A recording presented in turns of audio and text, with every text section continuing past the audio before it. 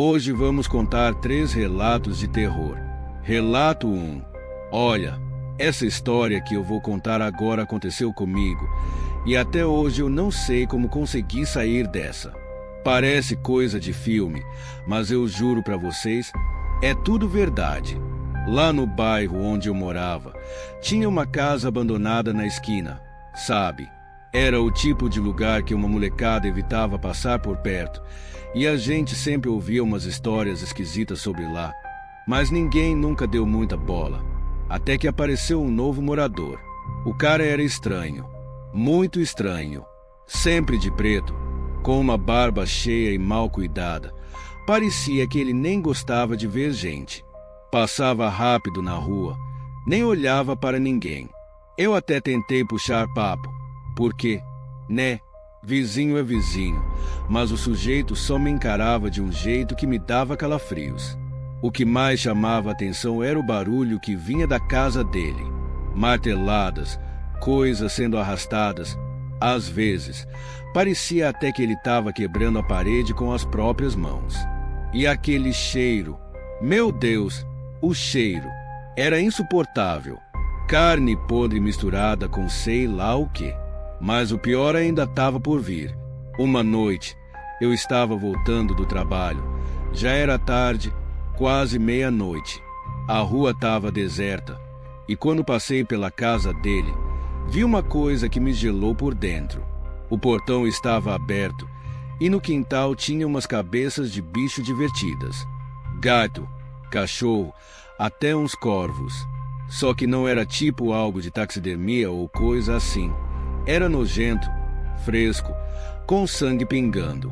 A luz de dentro piscava, e dava para ouvir um tipo de cântico, como se ele estivesse fazendo um ritual. Eu deveria ter ido embora, mas a curiosidade foi maior.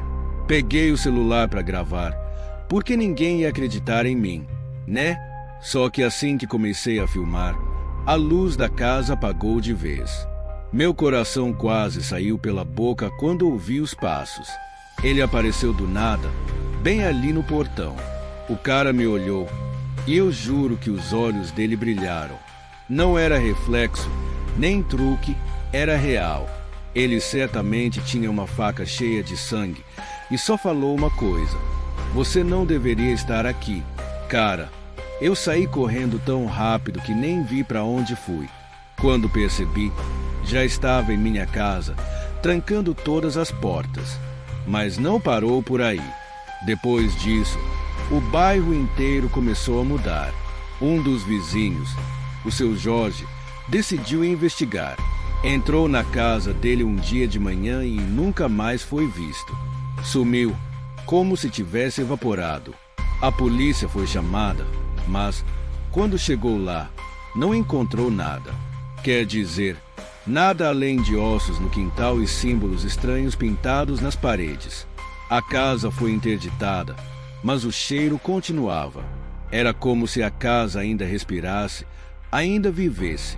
Aí, um dia, o cara simplesmente desapareceu, sem aviso, sem deixar rastro.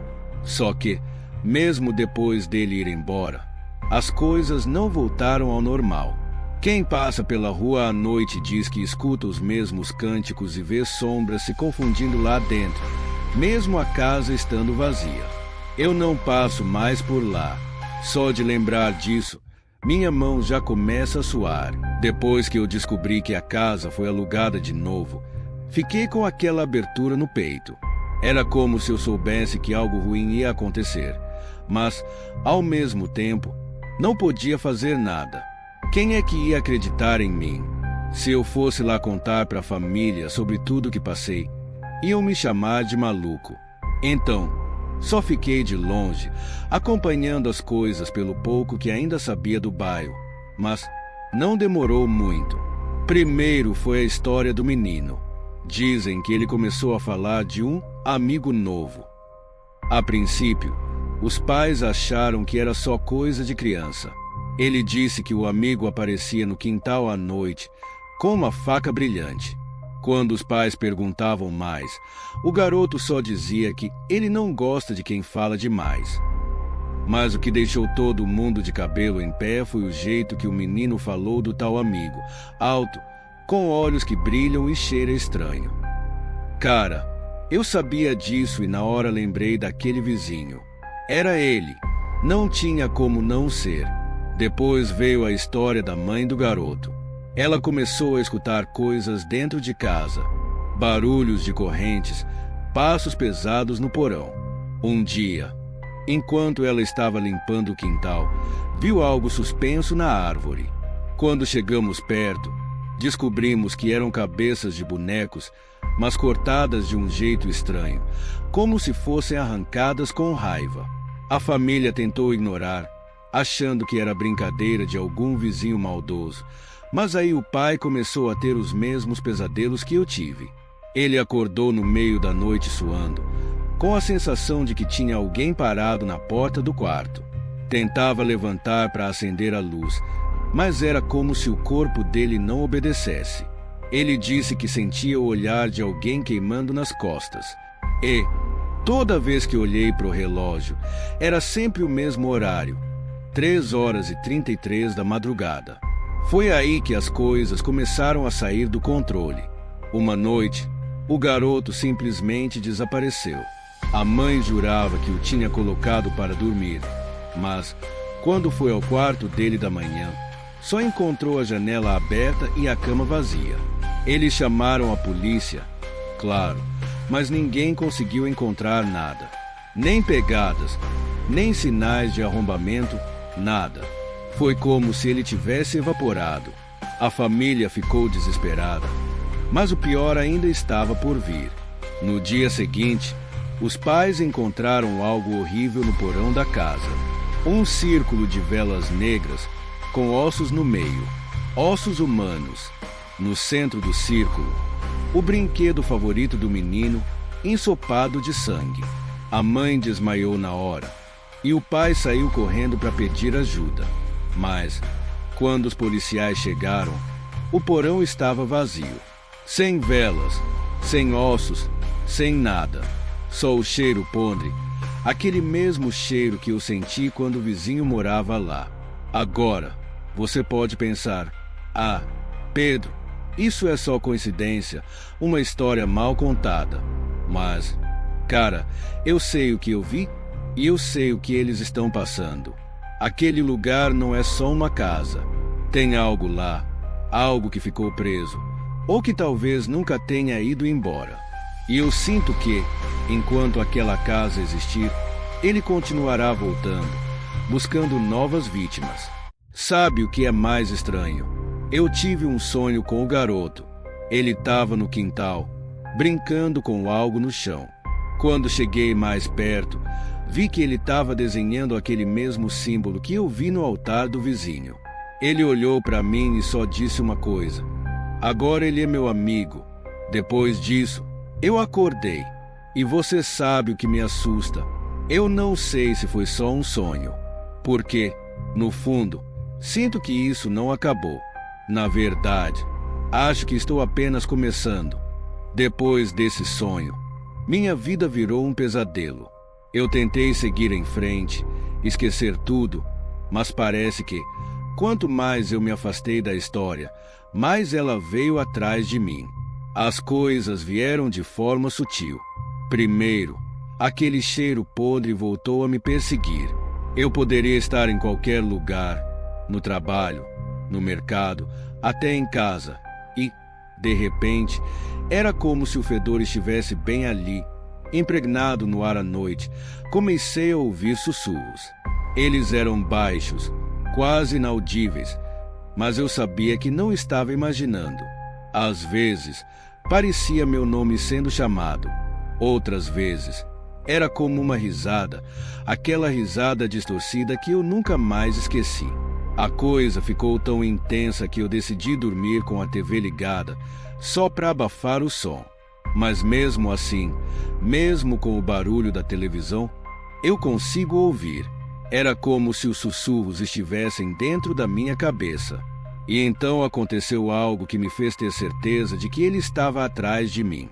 Uma noite, acordei às 3h33 da manhã. Sim, aquele local maldito.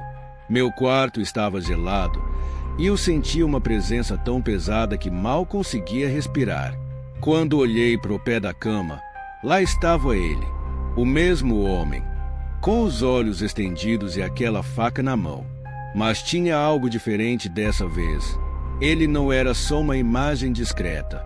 Ele estava mais sólido, mais real. Fiquei paralisado, incapaz de me mexer. Ele deu um passo em direção a mim e, com uma voz rouca, sussurrou: "Você não deve ter me deixado para trás." Cara, naquele momento, achei que era meu fim. Eu fechei os olhos, rezando para acordar de um pesadelo. Mas, quando abri de novo, ele não estava mais lá.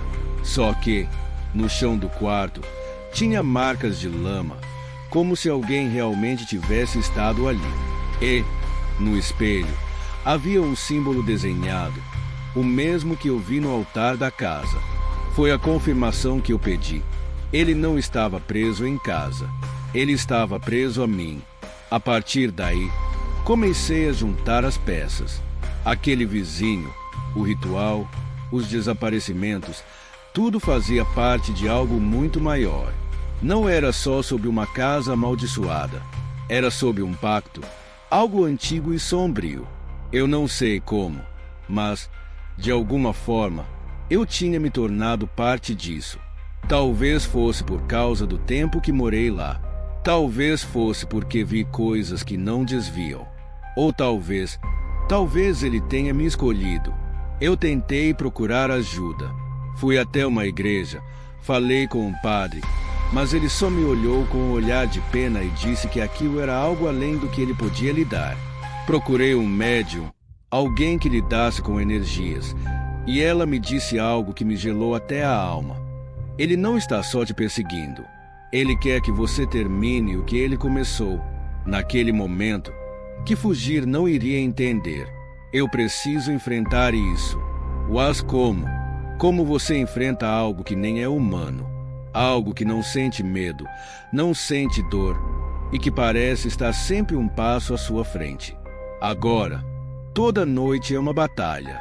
Eu durmo com luzes acesas, com sal grosso ao redor da cama, evitando o que quer que seja que está me seguindo.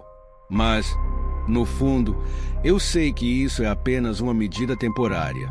Ele está me testando, me destruindo, até o momento em que vai atacar a verdade. E o pior, eu sinto que não estou sozinho nisso.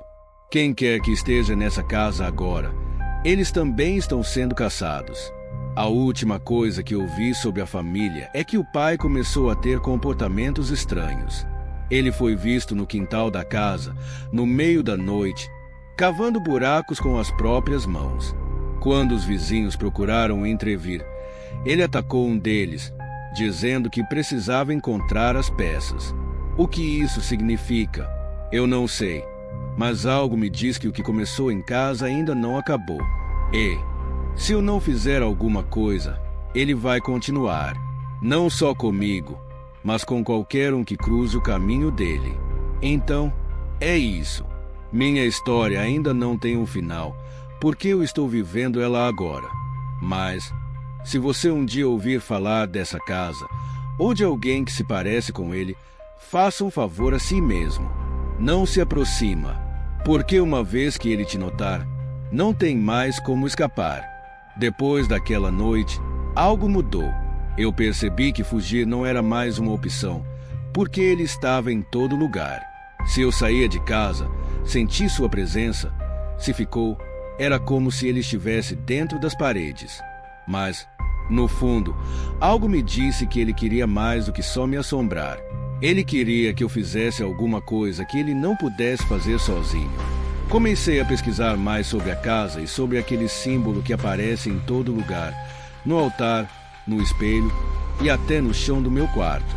Descobri que era um símbolo de invocação, algo ligado a rituais antigos que buscavam trazer entidades de outro plano para o nosso mundo. Só que, para isso, eles procuram alguém para os sacrifícios, e eu acho que era aí que eu entrava na história. Ele precisa de mim para continuar o ritual.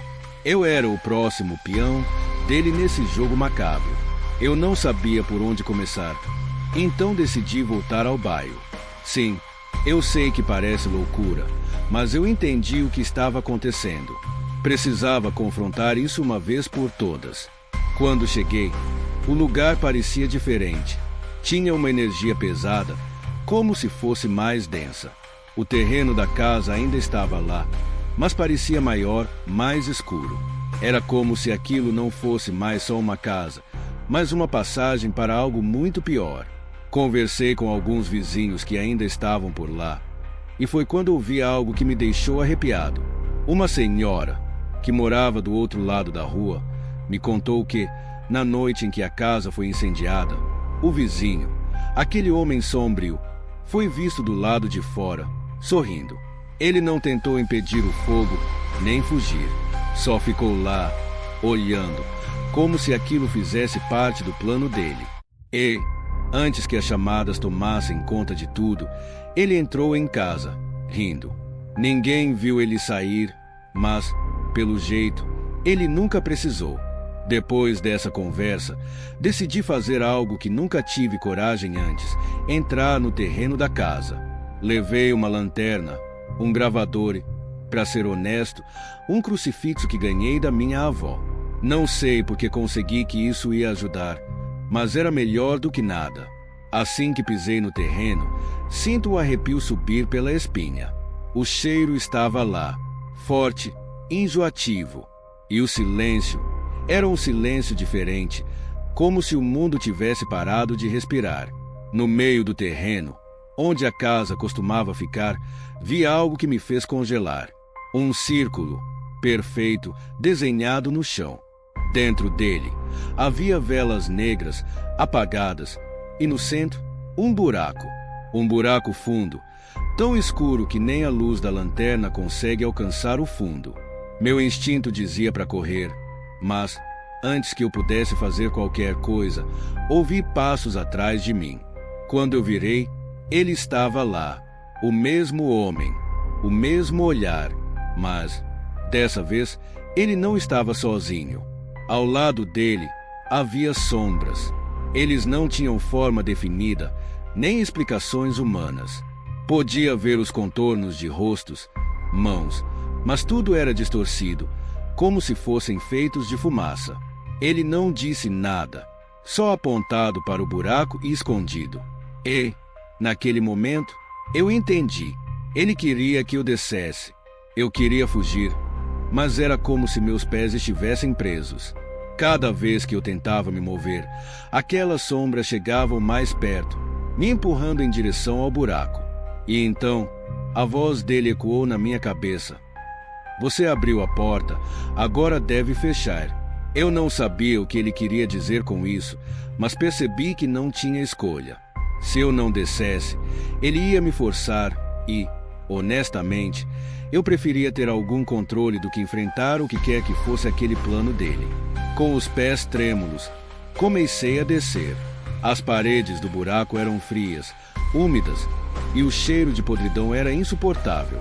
Quanto mais fundo eu ia, mais medo eu sentia, como se algo estivesse me esmagando. Finalmente, cheguei ao fundo, e o que vi lá foi o suficiente para destruir qualquer sanidade que eu ainda tinha. Havia ossos espalhados por todos os lados, não só de animais, mas de pessoas. E no centro do buraco, aquele mesmo símbolo, brilhando em vermelho, como se estivesse vivo. Eu não sei o que aconteceu depois. Só lembro de gritar, de sentir algo me puxando e, de repente, acordei no meu quarto. Mas eu não estava sozinho. Ele estava lá, sentado na cadeira, eu olhando, como se estivesse esperando. E foi aí que percebi que, descendo aquele buraco, eu tinha feito exatamente o que ele queria. Eu não escapei. Eu só trouxe ele mais perto. E agora ele não vai embora. Desde aquela noite, minha vida virou um inferno constante. Ele não precisava mais se esconder nas sombras ou aparecer apenas nos sonhos. Agora, ele estava ali o tempo todo. Não importa onde eu fosse, sentia sua presença. Não preciso dizer nada, só me olhou, mas aquele olhar parecia que ele estava lendo a alma, vasculhando meus pensamentos. E eu sabia que ele estava vencendo, como se ele estivesse drenando algo de dentro de mim. Eu tentei me manter firme, fingindo que ele não estava ali, mas, conforme os dias foram passando, as coisas começaram a sair do controle. Objetos na minha casa começaram a se mover sozinho. Portas batiam, luzes piscavam. Às vezes, eu acordava com marcas de arranhões no corpo, como se tivesse sido atacado durante a noite. Uma vez, acordei e encontrei meu reflexo no espelho, mas não era exatamente meu reflexo. Era eu, mas com os olhos brilhando, iguais aos dele. Foi o suficiente para me fazer quebrar o espelho na hora. Decidi buscar respostas. Fui até bibliotecas antigas, procurei arquivos sobre a casa e sobre o homem. Foi aí que descobri algo que gelou meu sangue. Ele não era um simples morador. Pelo que consegui entender, aquele homem fazia parte de um culto antigo, algo que remontava a séculos. Eles acreditavam em trazer uma entidade de outro plano para o nosso mundo. Só que, para isso, foram sacrificados e de um guardião para manter o portal aberto. E adivinha só, pelo que parece, eu era o próximo guardião. Ele estava me moldando, me preparando para assumir o lugar dele. Comecei a perceber um padrão. Sempre que ele aparecia, algo no mundo real acontecia. Pessoas próximas a mim começaram a se machucar, adoecer ou até desaparecer. Um colega de trabalho meu, por exemplo, simplesmente sumiu. Saiu para almoçar e nunca mais voltou. Quando investigamos, resgatamos o carro dela abandonado perto do bairro onde tudo começou. No banco do motorista, havia um símbolo desenhado com sangue. O mesmo símbolo que eu tinha visto naquela casa maldita. Foi então que decidi voltar ao terreno. Sim, de novo. Eu sabia que era insano, mas senti que precisava terminar aquilo de alguma forma. Peguei tudo que tinha de valor espiritual, sal grosso, um crucifixo, um livro de orações que encontrei na biblioteca e fui. Quando cheguei lá, o lugar parecia ainda mais morto. Era como se o próprio tivesse desistido de existir ali. O buraco ainda estava lá, mas parecia maior, mais profundo, como se estivesse vivo. Enquanto eu estava lá, ouvi passos. Não eram os dele dessa vez. Era uma mulher. Ela parecia ter uns 60 anos, cabelos grisalhos e uma expressão cansada. Se apresentou como Dona Marta e, para minha surpresa, disse que sabia exatamente por que eu estava ali. Ela contou que foi parente de uma das primeiras famílias que moraram naquela casa há décadas e que conheciam a história daquele lugar. Foi ela quem me explicou o que eu preciso fazer. Ela disse que o ritual só poderia ser encerrado por quem havia descido ao portal e sobrevivido. Eu tinha ido até lá, visto que não deveria, e isso me fazia parte do ciclo. Para acabar com aquilo, eu precisaria voltar ao buraco e destruir o símbolo que mantinha o portal aberto. Mas havia um problema. Destruir o símbolo poderia enfrentar uma coisa que estava do outro lado. Mesmo sabendo disso, eu não tinha escolha. Então, naquela mesma noite, com Dona Marta me acompanhando até onde pude, voltei ao buraco. Descer foi pior dessa vez. As paredes pareciam mais estreitas e o cheiro era tão forte que eu quase desmaiei. Quando cheguei ao fundo, ele estava lá. Não só ele, mas as sombras também, ainda mais numerosas, se colocam como um enxame em volta do símbolo. Ele olhou para mim e, pela primeira vez, falou claramente: "Você não pode me derrotar. Eu sou parte de você agora." Eu quase acreditei. Por um momento, senti que não tinha força para lutar. Mas então lembrei de Dona Marta e do que ela tinha aqui. Peguei o crucifixo e joguei no centro do símbolo, enquanto gritava todas as orações que consegui lembrar. O que aconteceu depois é difícil de descrever. As sombras começaram a gritar, o chão tremeu, e parecia que o próprio ar estava se desfazendo. Ele me ajudou a alcançar, mas, antes que pudesse me tocar, distante junto com as sombras. O símbolo queimou até virar cinzas e eu desmaiei. Acordei no terreno, sozinho. O buraco estava fechado e o lugar parecia diferente, mais leve, quase normal. Mas, no fundo, eu sabia que não estava completamente livre. Ele não estava ausente. Ele só foi para outro lugar, esperando pelo próximo momento. E eu, eu saí daquele bairro e nunca mais voltei. Mas, até hoje, ainda acordo às 3h33 da manhã, com a sensação de que ele está me observando de longe, esperando uma chance de voltar. E eu sei que, quando isso acontecer, ele vai ser mais forte. Porque, de alguma forma, ele sempre encontra um jeito. Depois de tudo isso, você deve estar se perguntando: e agora? Pedro, você conseguiu seguir em frente. Isso realmente acabou. A resposta é complicada. O buraco foi fechado, o símbolo destruído, e o terreno voltou ao que deveria ser. Um pedaço de terra vazio, esquecido pelo tempo, mas eu, por mais que o ritual tenha sido interrompido e aquele mal aparentemente selado, eu carrego algo comigo. Não sei explicar direito, mas é como se uma parte de mim ainda estivesse conectada a ele. Às vezes, sinto um arrepio no pescoço, como se estivesse sendo transmitido. Outras vezes, sonhos estranhos me levam de volta ao buraco, como se ele ainda me chamasse. Mas eu tento ignorar, tento viver, porque ficar pensando nisso só dá mais força ao que quer que esteja lá fora. Depois daquela noite, decidi desaparecer. Mudei de cidade, troquei de emprego e até mudei meu nome. Queria apagar qualquer rastro que ele pudesse seguir.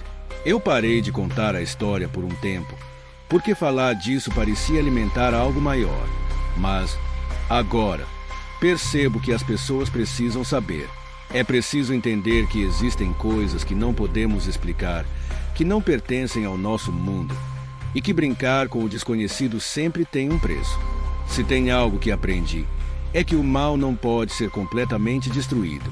Ele pode ser interrompido, pode ser adiado, mas nunca desaparece. E, embora exista alguém curioso o suficiente para mexer com o que não entende, ele sempre encontrará uma maneira de voltar.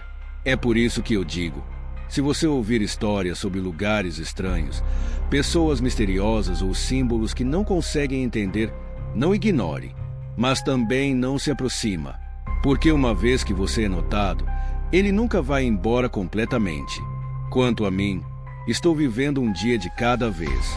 Não sei se ele vai voltar, mas, se voltar, estarei pronto. Porque, no fundo, entendi que a verdadeira luta não é contra ele, é contra o medo que ele traz. E enquanto eu não deixar o medo de me consumir, ele nunca vai me vencer. Essa é minha história, meu aviso. Agora, cabe a você decidir o que fazer com isso. Apenas lembre-se: algumas portas nunca deveriam ser abertas. Relato 2. Meu nome é André, e o que vou contar aconteceu há cerca de 2 anos, numa viagem que fiz para o interior de Minas Gerais.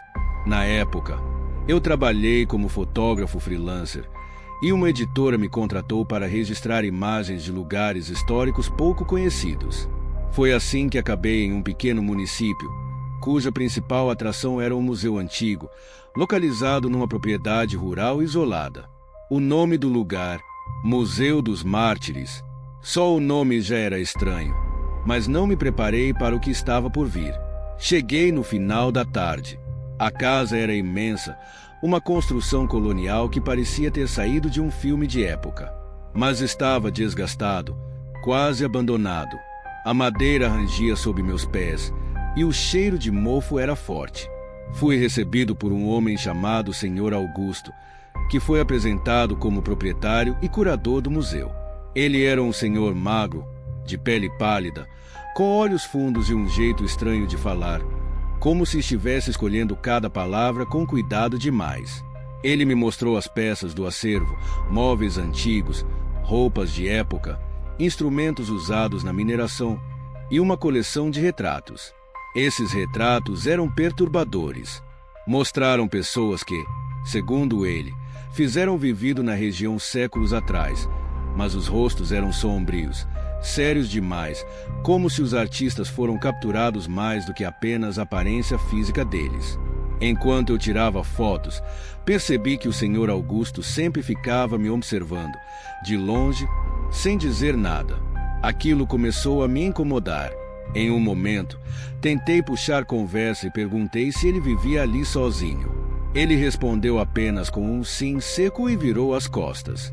Foi então que comecei a notar algo ainda mais estranho. Embora estivéssemos só nós dois no museu, eu senti como se houvesse mais alguém por perto. Você conhece aquela sensação de ser observado, de sentir uma presença, mesmo quando ninguém está visível? Era exatamente isso. A noite caiu rápido, e eu me preparei para ir embora quando Augusto insistiu para que eu ficasse para o jantar. Recusei educadamente, mas ele parecia determinado. É perigoso dirigir à noite por essas estradas. Além disso, posso contar mais histórias sobre o museu. Histórias que os turistas não conhecem. Contra meu instinto, acabei aceitando. Durante o jantar, ele me contou sobre o antigo dono da casa, um homem chamado Nicolau, que, segundo ele, havia colecionado todas aquelas peças do museu. Nicolau foi obcecado por história, mas também foi conhecido por seu comportamento excêntrico. Diziam que ele fazia rituais em casa e acreditava que os objetos guardavam a essência das pessoas que os possuíam. O Sr. Augusto me olhou nos olhos e disse: "A casa ainda pertence a ele, sabe? Eu sou apenas um zelador." Naquela noite, ele me ofereceu um quarto para dormir e, novamente, contra meu bom senso, aceitei. Estava cansado e não queria enfrentar as estradas escuras. O quarto era pequeno, com móveis antigos e um espelho enorme na parede, que refletia toda a cama. Aquilo me incomodava, mas achei melhor ignorar. Apaguei a luz e deitei, mas o sono não vinha. O silêncio da casa era opressor. Foi então que ouvi passos no corredor. Achei que era o Sr. Augusto, mas, ao abrir a porta, não vi ninguém. Voltei para a cama, tentando me convencer de que era minha imaginação. Mas, quando eu virei, juro por tudo que vi o reflexo de uma figura no espelho. Não era eu, nem o Sr. Augusto. Era alguém ou algo, alto, com roupas antigas e um rosto que parecia derretido. Não tenho coragem de olhar diretamente para trás. Apenas fiquei abrindo o espelho, paralisado. De repente, o som de algo pesado caindo no andar de baixo me tirou do transe. Corri para o corredor e encontrei o Sr. Augusto parado no final da escada, olhando para mim com uma expressão neutra, quase indiferente. Ele só disse: "Volte para o quarto. Não é seguro caminhar pela casa à noite." Eu não voltei. Peguei minhas coisas e saí correndo, ignorando os protestos dele. Quando cheguei ao carro, percebi que ele não havia me seguido, mas, enquanto eu estava afastado pela estrada, tive a sensação de que alguém me observava da janela do quarto onde eu estava. Era uma sombra. Não sei quem ou o que, mas sei que ainda estava lá. Depois disso, procurei informações sobre o museu. Descobri que o Sr. Augusto não era o dono, como dizia ser. Ele era apenas um caseiro, contratado para cuidar da casa depois que ela foi transformada em museu.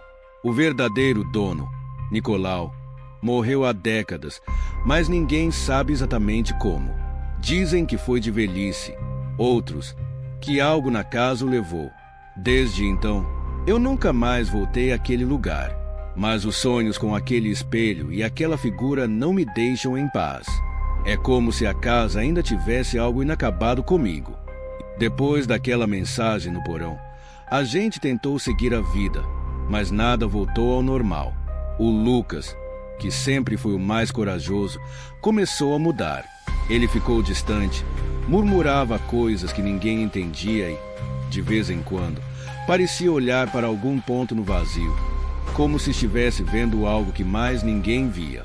A Ana, coitada, se trancou dentro de casa. Ela jurava que, sempre que olhava para um espelho, via aquela sombra de novo, como se estivesse mais perto. A Júlia piorou ainda mais. Ela me mandou mensagens de madrugada, dizendo que não conseguia dormir porque algo ficou andando pelo quarto dela. Mas quando acendeu a luz, não tinha nada lá. Eu tentei me afastar. Achei que, se a gente parasse de falar sobre aquilo, tudo ia passar. Mas foi um engano. A coisa começou a me seguir também. Era sempre no espelho, sem banheiro, sem retrovisor do carro, até mesmo na janela do ônibus. Era rápido, só um reflexo, mas estava lá, aquela sombra, olhando. O pior aconteceu 2 semanas depois. Lucas sumiu. Ninguém sabia onde ele estava. A mãe dele achou estranho quando ele não apareceu em casa e começamos a procurar. Passamos 2 dias ligando, indo aos lugares que ele costumava frequentar, mas nada. Até que recebi uma mensagem no grupo do WhatsApp. Era do número dele, mas a mensagem não fazia sentido. Só tinha 3 palavras: voltem ao porão. Eu não queria ir, mas a Ana e a Júlia insistiram. Disseram que precisávamos resolver aquilo, que talvez fosse a única forma de trazer o Lucas de volta.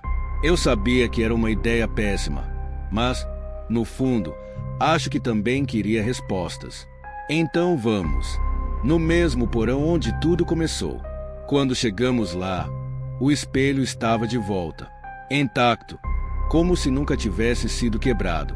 As velas estavam nos mesmos lugares. Tudo parecia exatamente como naquela noite, mas com uma diferença: o ar estava pesado, sufocante. Tinha um cheiro estranho, como de queimado. A Júlia começou a chorar na mesma hora, e a Ana ficou imóvel, encarando o espelho. E então, ele apareceu, primeiro como uma sombra no reflexo, mas logo tomou forma. Não era humano. Alto, magro, com olhos que eram só escuridão. A voz dele ecoou pelo porão, mesmo que a boca não se mexesse. Vocês abriram a porta. Agora, alguém precisa fechá-la. Antes que a gente pudesse reagir, o Lucas apareceu. Ele estava do outro lado do espelho, com o rosto pálido e os olhos fundos. Não há saída, ele disse, com uma voz que não era dele. Um de vocês tem que ficar no meu lugar. É assim que funciona. Ninguém se mexeu. Ninguém sequer respirava. Foi então que o espelho começou a vibrar, como se estivesse vivo, e aquela coisa saiu. Não dava para correr, não dava para lutar. A sombra envolveu a Ana, e ela falou como nunca ouviu ninguém gritar antes. Quando tudo acabou, ela não estava mais lá. O espelho voltou ao normal. Sem sombra, sem Lucas, sem Ana. Só o reflexo meu e da Júlia. A gente saiu dali correndo e nunca mais voltou. Mas o pior é que, mesmo com tudo isso, eu sei que não acabou. Por quê? Toda vez que passo por um espelho, sinto que alguém está me olhando. Não sei se é a Ana, não sei se é o Lucas, mas sei que a porta ainda está aberta e, algum dia, aquela coisa vai querer mais. Desde aquele dia, tentei esquecer o que aconteceu, mas é como se a casa não quisesse que eu deixasse em paz. Os sonhos com o espelho e aquela figura continuada, sempre iguais. Eu me vejo no quarto, deitado, enquanto o reflexo mostra algo se aproximando de mim. Eu nunca me consigo mover, nunca ouvi gritar. E, quando finalmente acordo, sinto como se algo estivesse me observando no escuro do quarto. Algumas semanas depois, recebi um e-mail estranho, sem encaminhamento. Nele, havia apenas uma foto. Era uma imagem do quarto onde fiquei no museu. Mas o que me deixou arrepiado foi o que aparecia no reflexo do espelho. Eu, deitado na cama, com a sombra parada atrás de mim, me observando. Eu apaguei o e-mail imediatamente, mas aquilo é certo o que eu já sabia. Eu trouxe algo de lá comigo. Eu me mudei, troquei de cidade, até de profissão. Abandonei a fotografia e comecei a trabalhar em algo completamente diferente, longe de lugares históricos ou qualquer coisa que me lembre do museu. Mas isso não adiantou. De vez em quando, vejo vultos no canto do olho ou ouço passos quando estou sozinho. E, pior de tudo, os espelhos, sempre pareça mostrar algo a mais do que deveria. O que mais me assusta, porém, não são os vultos ou os passos. É o silêncio, um silêncio pesado, opressivo, que aparece do nada e me envolve, exatamente como naquela noite no museu. E, nesse momento, eu sempre sinto que Nicolau, ou o que quer que estivesse em casa, ainda está comigo, esperando uma hora certa para mim. Se você, se olhar para um espelho e sentir que algo está errado, desvie o olhar, porque, às vezes, o reflexo mostra mais do que só quem você é. Relato 3. Galera, hoje eu trago para vocês uma história de arrepiar. Um mistério tão bizarro que parece até coisa de outro mundo. Já ouviram falar de um lugar chamado Vila Perdida? É um vilarejo completamente abandonado, enfiado no meio de uma serra isolada aqui no Brasil. Mas não é qualquer vilarejo, não. O que aconteceu lá é tão estranho que até hoje ninguém consegue explicar. Então, senta aí e presta atenção porque essa história vai mexer com a sua cabeça. Tudo começou há mais de 20 anos, em um lugar cercado por floresta fechada e nevoeiro constante. Vila Perdida era uma vila pequena, mas cheia de vida. As pessoas viviam da agricultura, das águas de um rio que passava por perto, e todos se conheciam. Mas, de repente, começaram a surgir relatos de coisas estranhas. Primeiro, eram apenas murmúrios. Pessoas diziam ouvir sussurros no meio da noite, como se a floresta estivesse falando. Não era o vento, não eram animais. Eram vozes, algumas suaves, outras pareciam gritar de longe. E aí veio o mais bizarro. Uma noite, várias pessoas acordaram com as mesmas marcas nos braços. Não eram arranhões ou cortes normais, eram símbolos. Símbolos que ninguém sabia o significado. Os mais velhos do vilarejo disseram que nunca tinham visto nada parecido antes. Alguns acharam que era coisa de bruxaria. Outros pensaram que era um aviso de algo maior. Mas ninguém tinha coragem de investigar. As coisas pioraram quando as luzes começaram a aparecer. Sim, luzes. No meio da floresta, bem no alto das árvores, como se fossem lanternas flutuando no escuro. Elas apareciam sempre no mesmo horário, logo após o pôr do sol. Os moradores mais curiosos tentaram seguir essas luzes, mas nenhum deles voltou.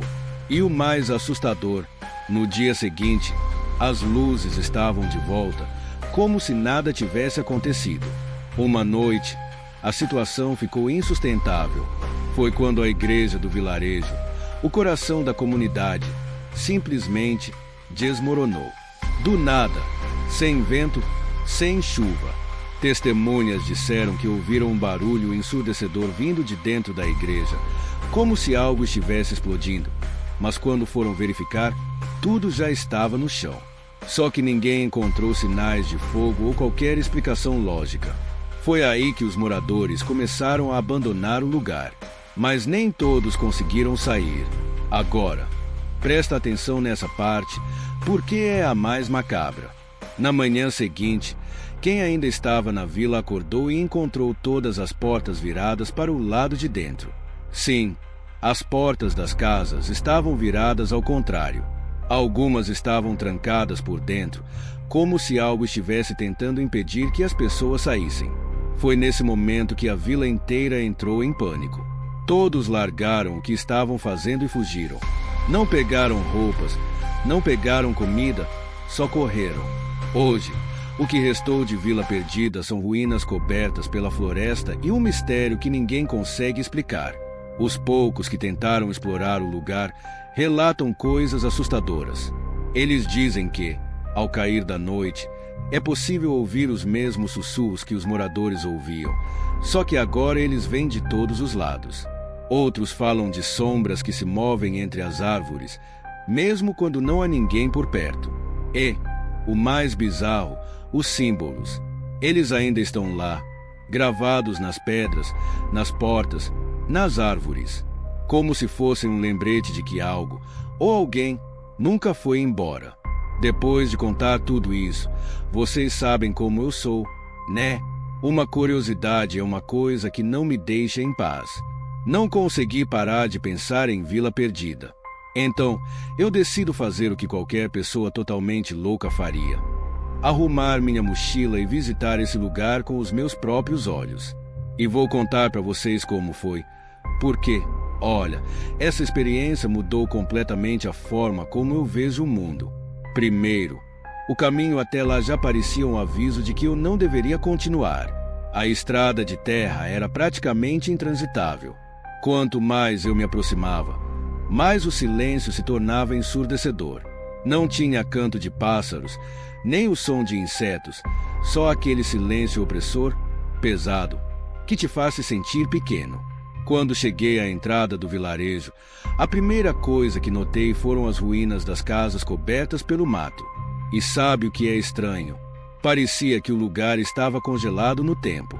As portas caíram, as janelas quebradas, mas dava para perceber que ninguém havia voltado ali desde o dia em que tudo aconteceu. Enquanto eu caminhava pela rua principal, senti algo estranho. Não sei explicar exatamente o que era, mas parecia que o lugar estava vivo. Não faz sentido ter pessoas, mas como se a própria vila estivesse observando cada passo que eu dava. Foi aí que eu vi as marcas. Lembra dos símbolos que os moradores resgataram nas árvores e nas portas? Eles ainda estavam lá, intactos, como se tivessem sido esculpidos ontem. Eram padrões entranho, quase hipnotizantes. Não vou mentir, me deu um arrepio só de olhar para eles. Decidi explorar mais. Entrei em uma das casas que parecia ser uma antiga loja de secos e molhados. Lá dentro, as prateleiras ainda não estavam em lugar, mas completamente vazias, exceto por uma coisa: um caderno velho jogado no chão. Quando peguei, percebi que as páginas estavam cobertas por rabiscos. Só que não eram palavras normais, eram desenhos, símbolos, novamente, parecidos com os das árvores, mas ainda mais detalhados. O mais estranho, eu poderia jurar que eles brilhavam levemente quando a luz do sol entrava pela janela quebrada. Saí correndo da loja, com o coração disparado, e decidi ir até o ponto mais misterioso da vila, o que restava da igreja. Ao me aproximar, percebi que o lugar tinha uma energia diferente. O ar estava mais frio, e parecia que a luz do sol simplesmente não alcançava aquele pedaço. Quando entrei, vi que o chão ainda estava coberto de destruição, mas no centro do salão havia algo que não deveria estar ali. Uma marca gigante no chão, feita com o mesmo padrão dos símbolos. Só que essa parecia recente, como se alguém ou algo tivesse estado ali há pouco tempo. E foi aí que eu ouvi os sussurros. Era exatamente como as histórias diziam. Vozes baixas, recebidas de todos os lados. Não dava para entender o que elas estavam dizendo, mas eu senti como se você estivesse me chamando. De repente, um vento forte varreu a igreja, e todas as portas e janelas que ainda estavam de pé bateram ao mesmo tempo. Nesse momento, eu sabia que eu precisava sair dali. Enquanto corria de volta para o carro, algo me chamou a atenção. No final da rua, bem na saída do vilarejo, vi uma figura parada. Era uma pessoa, ou pelo menos parecia ser. Estava de costas para mim, usando um casaco preto, exatamente como o tal viajante que as lendas mencionavam. Meu instinto foi gritar, mas, antes que eu pudesse fazer qualquer coisa, ele virou o rosto levemente e afastado. Não correu, não se escondeu, ele simplesmente sumiu no ar, como uma sombra sendo apagada. Cheguei no carro com as pernas tremendo, entrei e saí daquele lugar o mais rápido que pude. Até hoje não sei o que aconteceu em Vila Perdida, mas depois do que vi, tenho certeza de que aquilo não é apenas uma história de terror. Tem algo lá, algo que não quer ser descoberto. E, sinceramente, eu acho que fiz uma coisa certa ao sair de lá enquanto ainda podia. Pessoal, eu descobri que a história de Vila Perdida já tinha atingido o auge do mistério quando fui até lá. Mas o que aconteceu depois foi ainda mais aterrorizante. Depois de aquela vila, eu não consegui dormir direito. Os símbolos, os inspirados, a figura de preto, tudo isso ficou se repetindo na minha cabeça. Foi então que recebi uma mensagem anônima, um texto simples. Se você quer saber a verdade, procure me encontrar, seguido de um endereço em uma cidadezinha próxima à serra. Resolvi ir. Cheguei a um casebre simples, de madeira, afastado da estrada. Quem me recebeu foi um senhor de cabelos brancos, olhar perdido e mãos trêmulas. Ele foi apresentado como Elias e disse, com uma voz transmitida de pesar: eu morei em Vila Perdida. Minha família foi uma das últimas a sair. Você precisa ouvir a verdade. Elias começou a contar. Segundo ele, o vilarejo não foi fundado por acaso. As terras foram compradas por um grupo de pessoas muito ricas, mas com um propósito sombrio. Antes de virar uma vila, aquele local foi palco de rituais antigos, rituais que, segundo as histórias, abriram uma porta para outra dimensão. Os primeiros moradores não sabiam disso, mas os fundadores sim. Eles escolheram aquele pedaço de terra porque acreditaram que ali existia um ponto de conexão com algo muito além do nosso entendimento. Elias contou que, certa vez, quando ele era apenas uma criança, viu algo que nunca saiu de sua cabeça. Ele e alguns amigos estavam brincando perto da floresta quando ouviam risos. Mas não eram risos normais. Era um som distorcido, como se várias vozes estivessem rindo ao mesmo tempo, mas em frequências diferentes. Curiosos, eles seguiram o som até encontrarem uma clareira. No centro dela, havia um círculo formado por pedras negras, coberto pelos mesmos símbolos que eu tinha visto. E dentro do círculo, um homem, joelhado, murmurando palavras em uma língua que ninguém conhecia. Ele parecia estar sozinho, mas quando Elias olhou mais de perto, viu sombras se movendo ao redor do homem. Sombras que não tinham forma humana. Depois daquele dia, as crianças começaram a desaparecer, uma por uma. Os pais diziam que era floresta, que era perigosa, mas Elias sabia que não era isso. Ele tinha certeza de que era o círculo e que queria que estivesse ligado a ele. Elias me contou, com lágrimas nos olhos, sobre a noite em que sua família fugiu. Foi a mesma noite em que a igreja desmoronou. Mas ele revelou algo que ninguém mais sabia. Na madrugada daquele dia, um grupo de moradores entrou na floresta. Eles estavam cansados dos símbolos, dos gritos e das sombras, e decidiram destruir o círculo. Mas o que voltou naquela tentativa não eram mais os moradores. Meu pai estava entre eles. Elias sussurrou. Quando ele voltou, seus olhos não eram os mesmos. Ele não falava, não comia, não dormia. Apenas se sentou na porta de casa e ficou olhando para a floresta. Até que, na última noite, ele simplesmente entrou na mata e desapareceu. A família de Elias fugiu ao amanhecer, mas, enquanto corriam pela estrada, ouviram algo que nunca esqueceriam. Não eram gritos, nem sussurros. Era o som de todas as portas da vila batendo ao mesmo tempo, como se algo tivesse acontecido e percebido que eles estavam indo embora. Terminei de ouvir a história de Elias com a sensação de que tudo o que eu tinha visto em Vila Perdida era apenas a ponta do iceberg. Antes de me despedir, ele me deu um aviso. Não volte lá. Nunca. O que você viu é só o que deixou você ver. Vila Perdida não é só um vilarejo abandonado, é uma porta. E as portas nem sempre ficam fechadas. Sai daquela casa com o coração pesado. Desde então, comecei a ter pesadelos constantes. Neles, estou no meio do vilarejo, e as sombras começam a se mover ao meu redor, me cercando, murmurando coisas que não entendo. Sempre acordo suando frio, com uma sensação de que algo me acompanha de lá. Essa foi a última vez que me envolvi com Vila Perdida.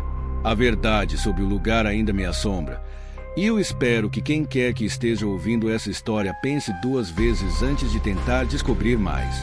Às vezes, uma curiosidade pode ser uma porta para algo que não conseguimos fechar. E Vila Perdida, esse é o tipo de lugar que deveria ser esquecido.